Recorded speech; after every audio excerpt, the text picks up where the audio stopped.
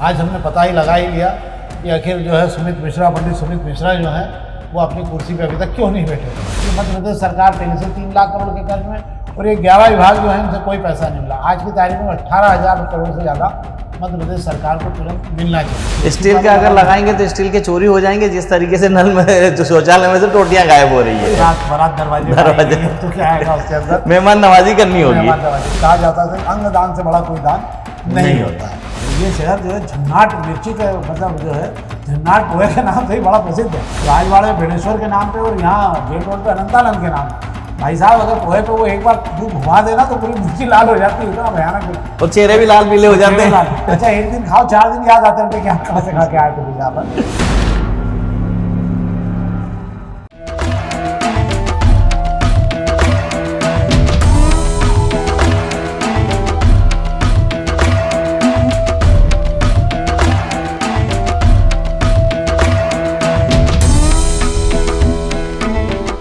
नमस्कार, शाम के अखबारों की चर्चा चाय के साथ। शाम के अखबारों में आज खबरें हैं और खबरें भी अच्छी हैं।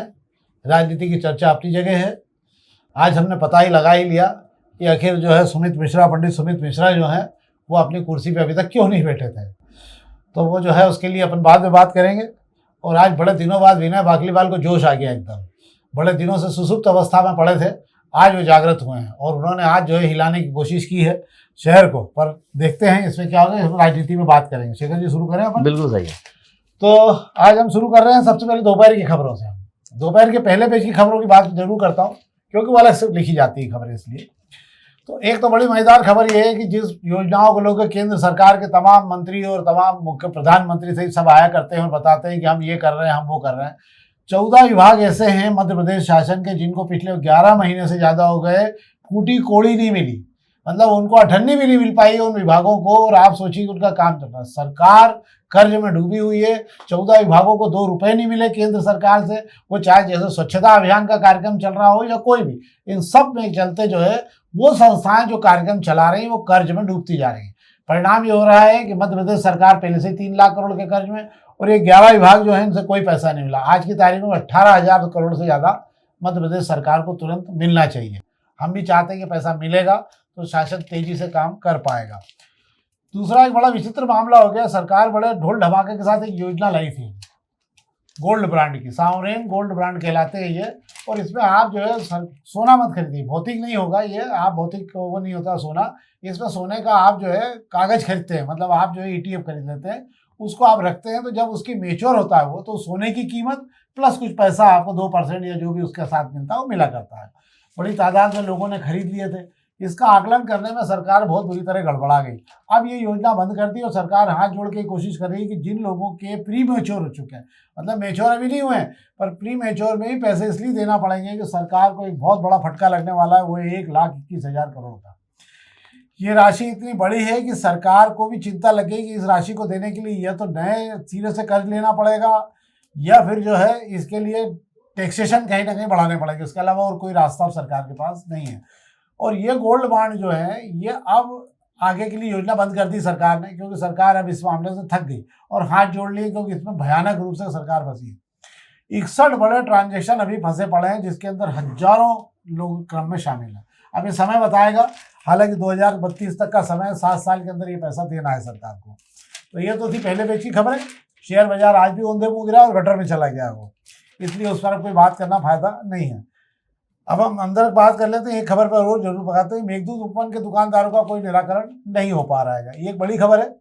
416 दुकानदारों से 130 का पुनर्वास होना था, वो भी अभी नहीं हुआ है। क्या है शेखर जी पूरा मामला? कह रहे हैं मेघदूत चौपाटी को जो है यूरेशियन बैठक के समय हटाया गया था।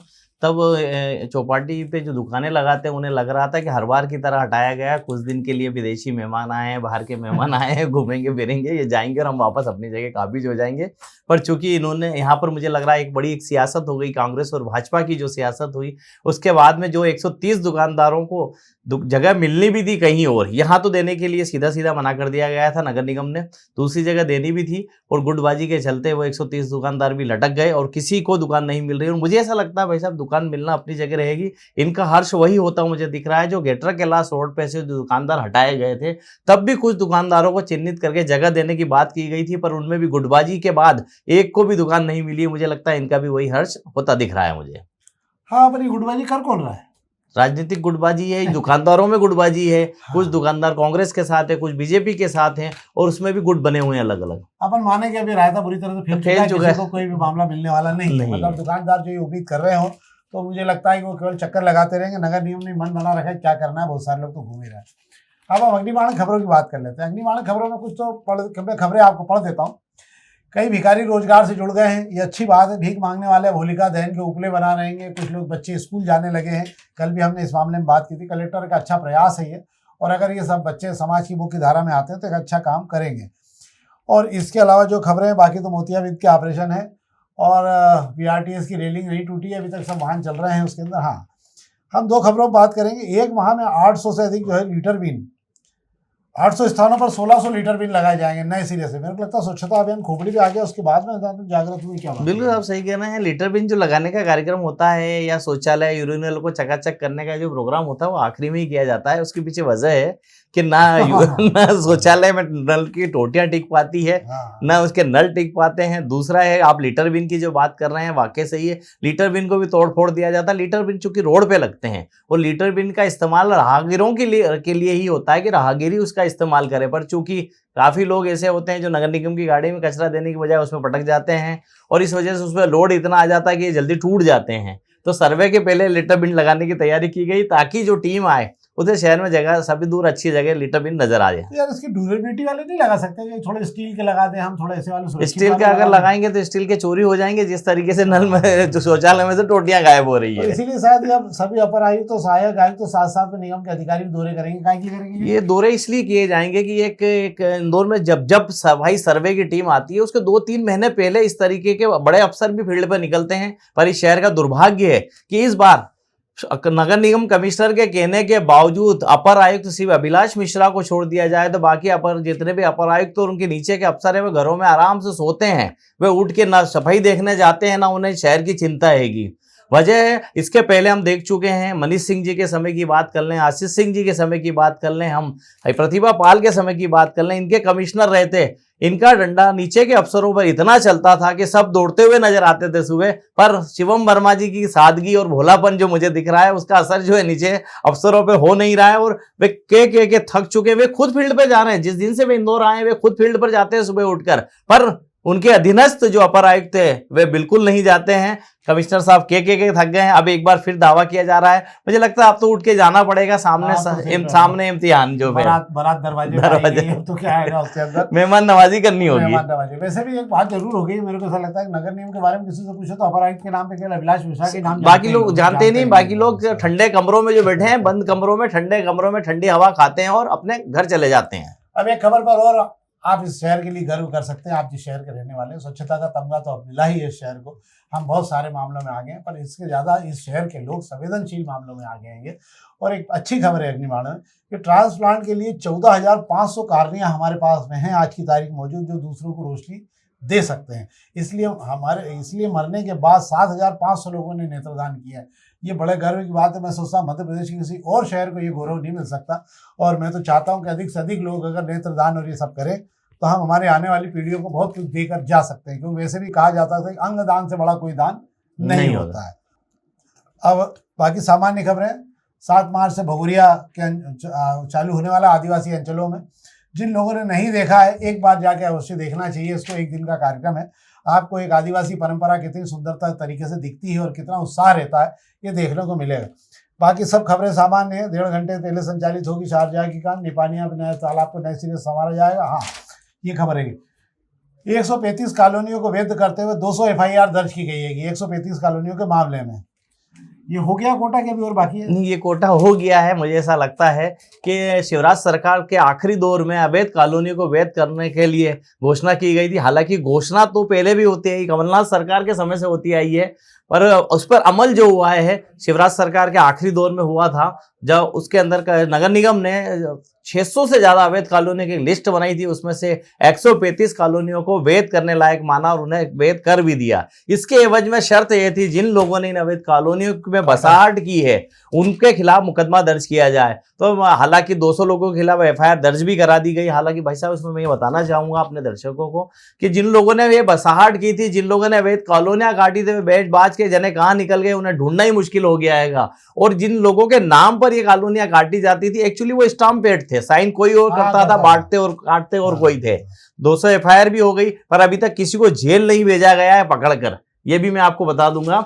हाँ, जिले में भी अच्छी एक पहल की गई है, 46 FIR की गई है कि 46 लोगों के खिलाफ मुकदमा दर्ज किया गया है जो इंदौर की शहरी सीमा के बाहर अवैध कॉलोनियां काट रहे हैं। मुझे लगता है इनकी संपत्ति भी कुर्क की जाना चाहिए। अगर संपत्ति कुर्क होने की परंपरा हो जाएगी तो बहुत कुछ अपने आप सुधर जाएगा। वैसे भी यार, अवैध कॉलोनी का अवैध हो जाती है शहर में तो क्या कर सकते हो आप। तुलसी नगर वैध से अवैध हो गया, जो लोग रह रहे हैं वो आज तक संताप में है कि यार हमारा क्या होगा। ये भी तो बात है ना, ये भी सोचने की बात है। और प्रभातखंड खबरों की बात कर लेते हैं आप। एक तो ये अच्छा काम नगर निगम ने चालू किया है, जो पहले इधर उधर से झाड़ उखाड़ कर कहीं और लगा देते थे और वो सब खत्म हो जाते थे। वाइबल तो 4% भी नहीं हो पाते हैं। फीस लेकर नगर निगम ट्रांसप्लांट करेगा पेड़ों को लेकर। ये एक अच्छी परंपरा है, मुझे लगता है इससे कुछ झाड़ तो बचाए जा सकेंगे। क्या है? बिल्कुल सही कह रहे हैं, बहुत अच्छी पहल नगर निगम करने जा रहा है। सड़क बनाने वाली NHI हो, मेट्रो का काम करने वाली एजेंसी हो, चाहे बात करें पुल पुलिया बनाने का काम आईडिया कर रहा हो, जहां जहां से पेड़ों की कटाई की जाती है, जिन पेड़ों को वहां से हटाया जाता है, उनको हटाने के लिए सिर्फ नगर निगम से मंजूरी ली जाती है। भाई साहब, महज 1000 रुपये दिया जाता है और 2 पेड़ लगाने की शर्त होती है।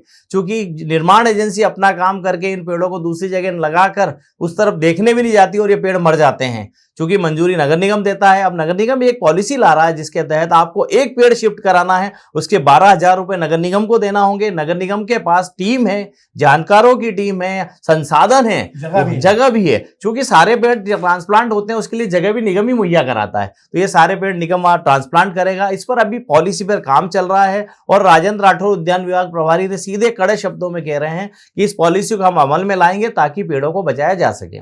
नहीं, सही बात है। राजेंद्र राठौर बड़े एक्टिव है इस मामले में और वो काम भी करते रहते हैं। एक और ये पार्टीपुरा पुल पर इसी हफ्ते काम चालू हो जाएगा। ये क्या है? ये कौन सा वाला पुल है? ये वही पुल है जो हमने पहले दिन से इस प्रोग्राम में हमने जो चर्चा की थी। एक्चुअली ये पुल एलिवेटेड या ऊंचे ऊपर से जाने वाला पुल नहीं है, नीचे सड़क वाला पुल है।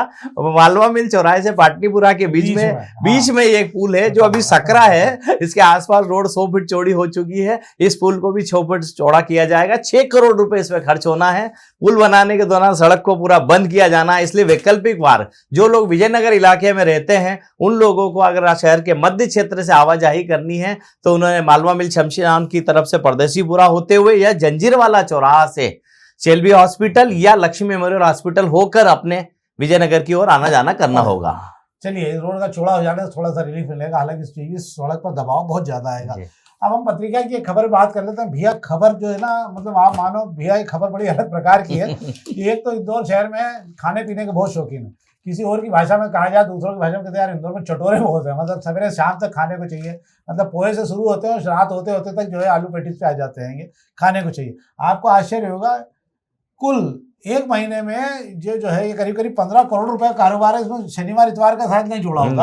और मुझे लगता है कि इंदौर शहर में सबसे ज्यादा जो है नाश्ते का आयोजन होता है। सुबह से ही लोग नाश्ते के लिए लग जाते हैं। तो 50 लाख रुपए रोज का नाश्ता होता है इस शहर में। ये एक बड़ी बात है। मैंने पिछले दिनों एक बार जो है एक कार्यक्रम हम बना रहे थे, तो वो गराड़ू बेच रहा था वो ठेले पे। तो मैंने उसका जब वीडियो बनवाने लगा तो मैंने कहा आप बताओ इसके खाने से क्या फायदा होता है। तो उसने मुझसे कहा, अरे भाई साहब, कोई फायदा नहीं है। इंदौर में चटोरे लोग रहते हैं, नमक मिर्ची डाल के कुछ भी खिला दो, बस टेस्ट होना चाहिए उनको। तो ये हालत है। शहर की खाने के शौकीन बहुत है। शहर में खाने का स्वाद भी समझते हैं, इसीलिए खाने के स्वाद को लेकर हमेशा सतर्क रहते हैं। क्या है शेखर जी पूरा मामला? बिल्कुल सही कह रहे हैं। खाऊ और स्वाद प्रेमियों का शहर है ये, और यहाँ जगह जगह खाऊठिए इस शहर में है। किसी भी कोने में आप चला जाइए, उस कोने में उस एरिया की आबादी और वहाँ किस स्टैंडर्ड के लोग रहते हैं उस हिसाब से रेट तय होता है। बाकी स्वाद आपको इस शहर के हर कोने पर मिल जाएगा। एक पत्रिका की अलग अलग पत्रिका की रिपोर्ट बता रही है कि इस शहर में 50 लाख रुपए का रोज नाश्ता इंदौरी चट कर जाते हैं। बिल्कुल सही बात है, किसी कोने में पोहे जलेबी खाते हैं, कहीं वड़ा पाव खाते हैं, कहीं पर जाते हैं तो इडली डोसा खाते हैं। ये शहर की पहचान है। चाहे हम, और अभी पैकेज जो बनता है, इंदौर जो घूमने आते हैं या महेश्वर, ओंकारेश्वर या उज्जैन के लिए जो आते हैं, वो ये इंदौर में इसलिए आते हैं कि इंदौर के खौठियों पे जरूर जाना है उन्होंने। अच्छा, लोग भी कहते 56 दुकान गए थे कि नहीं गए थे, तो सराफा गए थे कि नहीं गए थे। अच्छा, एक बात और आपको बता दूं, ये शहर जो है झन्नाट मिर्ची के, मतलब जो है झन्नाट पोहे के नाम से ही बड़ा प्रसिद्ध है। भालवा में परदेसी पूरे नहीं, सॉरी, आपके राजवाड़े में बेड़ेश्वर के नाम पे और यहाँ जेल रोड पे अनंतानंद के नाम से। भाई साहब, अगर पोहे पे वो एक बार जो घुमा देना तो पूरी मिर्ची लाल हो जाती है, इतना भयानक मिर्ची, और चेहरे भी लाल पीले हो जाते हैं। अच्छा, एक दिन खाओ, 4 दिन याद आते रहते कि आप कहाँ से खा के आए थे भैया पर। तो ये तो थी हमारी शहर की ये घटना है जिस पर हमने आपसे बात की। अब कुछ राजनीतिक बात संक्षेप में कर लेते हैं। आज हमने पता लगा लिया, मतलब शेखर जी ने हमको जानकारी दी कि अंततः जो है वो प्रदीप, क्या नाम है उनका, सुमित मिश्रा जी जो है, एक तो प्रदीप मिश्रा और सुमित मिश्रा बड़ा गड़बड़ हो जाता है यार। तो सुमित मिश्रा जी जो है, उन्होंने तय कर लिया है कि जब तक वो अमृतसर गुरुद्वारे जाके नहीं आएंगे मत्था टेक के, और बोले सोन निहाल सत श्री अकाल जब तक करके नहीं आएंगे, जब तक वो जो है यहाँ कुर्सी पर नहीं बैठेंगे। ऐसा क्यों है, वो तीरथ छोड़ के ये सुमित जी जब रायशुमारी हो रही थी, जब सुमित जी की ने एक मन्नत मांगी थी कि मैं जब तक मुझे अमृतसर में मत्था टेकूंगा और मेरा काम हो जाएगा, रायशुमारी से मैं निकलकर शहर का भाजपा जनता पार्टी का नगर अध्यक्ष बन जाऊंगा, तो सबसे पहले वहीं मत्था टेकूंगा, उसके बाद कुर्सी पे बैठूंगा। कल दीनदयाल दफ्तर पे भी इस बात का खुलासा कर रहे थे कि लोग क्या क्या कयास लगा रहे हैं, पर असल वजह यह है कि मैं एक बार अमृतसर जाऊंगा, वहां मत्था टेकूंगा, फिर कुर्सी पर बैठ जाऊंगा। अच्छा, बाकी हनुमान जी वगैरह से बात होगी उनकी? नहीं, बाकी अभी वे हनुमान जी भी नहीं जा रहे, रंजित हनुमान को भी बाहर से ही नमन करते हैं, मंदिर में नहीं जा रहे हैं। ठीक है, ठीक है, अच्छी बात। दूसरी एक कांग्रेस में बात कर लेते हैं संक्षेप में। बड़े दिनों बाद विनय बागलीवाल जी को जोश आ गया। आज वो अपनी टीम लेके एकदम मैदान में उतर गए। मामला था कमलनाथ जी पे किसी ने पत्थर फेंक दिया, सारी ये कमलनाथ जी पे कोई उंगली उठाई, कमलनाथ जी ने कुछ कहा होगा तो उस पर जो है वहाँ के सांसद ने कुछ बोल दिया। और भाषा का, वैसे भी अब राजनीति में भाषा बची नहीं है, और भाषा का स्तर इतना नीचे चला गया है कि भाषा इतनी नीचे जा चुकी है कि अब सम्मान का मामला रहा नहीं। तो आज बागलीवाल जी सड़क पे उतर के आए हैं और उन्होंने बड़ा जोश दिखाया है। तबीयत ठीक है उनकी, क्या हुआ है? आज बागलीवाल जी को जोश आ गया था। छिंदवाड़ा सांसद बंटी साहू ने उनके आका जो हैं विनय बागलीवाल जी के आका कमलनाथ जी को लेकर को जो शब्दों के बाण चलाए थे, उससे वे नाराज हुए। उनका गुस्सा इंदौर में उतरा हैगा और उन्होंने गीता भवन चौराहे पे अपने दफ्तर के बाद बंटी साहू का पुतला जलाकर आग लगा दी। उसके अंदर बता दिया है कि कमलनाथ पे उंगली उठाओगे तो मैं तुम्हें आग लगा दूंगा। हाँ, हिला के रख दूंगा इस शहर को मैं। वैसे वो शहर हिलाते रहे पहले भी, अच्छी बात है। थोड़ा बहुत कांग्रेस इसी बहाने जिंदा रहे तो क्या बुरा। तो ये तो थी आज की राजनीतिक खबरें और अखबारी खबरें जिस पर हमने आपका ध्यान आकृष्ट किया। हम आपसे आग्रह करेंगे, हम बेहतर तरीके से कार्यक्रम को बनाना चाहते हैं, आपके सुझाव बहुत आमंत्रित करना चाहते हैं, आप आमंत्रित करें। एक और आग्रह और करूंगा कि अधिक से अधिक उसको लाइक करें। आप जितना आप लाइक करेंगे उतना हमें इस कार्यक्रम के लिए सहयोग मिलेगा। बहुत बहुत धन्यवाद।